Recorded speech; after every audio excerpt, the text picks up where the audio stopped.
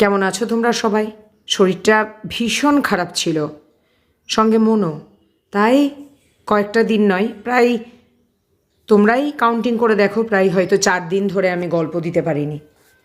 তবে আমাকে ভুলে যেও না, সাবস্ক্রাইবটা করো, আমার পাশে থেকো। তাই বক বক না করে তোমাদেরকে গল্পটা আজকে বলি, চলো শোনো। ছোটোবেলায় গোপালের একবার ভীষণ অসুখ হয়েছিল।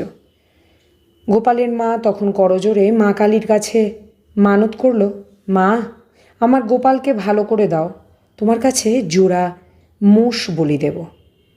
কিছুদিন পরেই গোপাল আরোগ্য লাভ করল। গোপালের মা মা কালীর কাছে মানত করার কথা একদম ভুলে গেল। তাছাড়া মোষ কেনার মতো আর্থিক অবস্থাও তাদের ছিল না। কিন্তু মা কালী একদিন গোপালের মাকে স্বপ্ন দেখা দিয়ে বললেন, কিরে, আমার মোষ কই? তোর গোপালকে তো ভালো করে দিলাম। গোপালের মা হাত জোর করে বলল, মা, আমরা গরিব মানুষ, 2টো মোষ কেনার পয়সা কোথায় পাবো? মা, তুমি রাগ করো না, 1 মাসের মধ্যে জোড়া পাঠা বলি দেব। দেখতে দেখতে 1 মাসও কেটে গেল। আবারও গোপালের মায়ের কাছে স্বপ্ন আসলো মা কালীর, কই রে, জোড়া পাঠা বলি দিবি, কই দিলি না তো? বললে গোপালের মা এরপর হাত জোর করে মা কালীর উদ্দেশ্যে, মাগো, এত লোকের এত কিছু খেয়েও তোমার মনের স্বাদ মিটল না? কবে কি বলেছি সেই কথা তুমি মনে করে রেখেছো মা?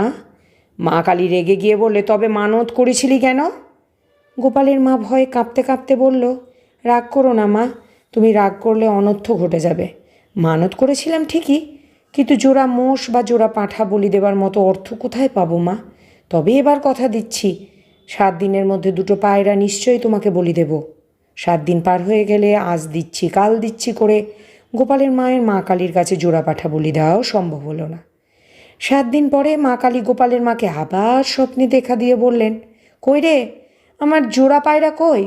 গোপালের মা হাত জোর করে বলল, মা, সংসারের ঝামেলায় সব কথা কি সব সময় মনে থাকে বলো?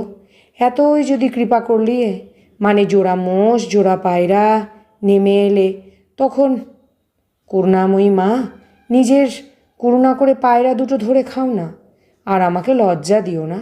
এ হেন মায়ের ছেলে তো গোপাল ভাঁড় হবেই, এতে আর আশ্চর্য কী? তো মায়ের কাণ্ড কারখানা কেমন লাগলো অবশ্যই ছোট্ট করে হলে একটা কমেন্ট করে জানিও। আর আমার পাশে থেকো। এতদিন তোমাদের গল্প দিতে পারিনি বলে তোমরা আমাকে কখনো ভুলে যাবে না তো? ভুলে যাওনি সেটা আমি জানি, কারণ কমেন্টটা করে দিয়ে অবশ্যই তোমরা আরও একবার প্রমাণ করে দিও তোমরা আমার সঙ্গে আছো এবং তোমরা আমার পরিবারের সদস্য। সাবস্ক্রাইবটা করতে ভুলো না।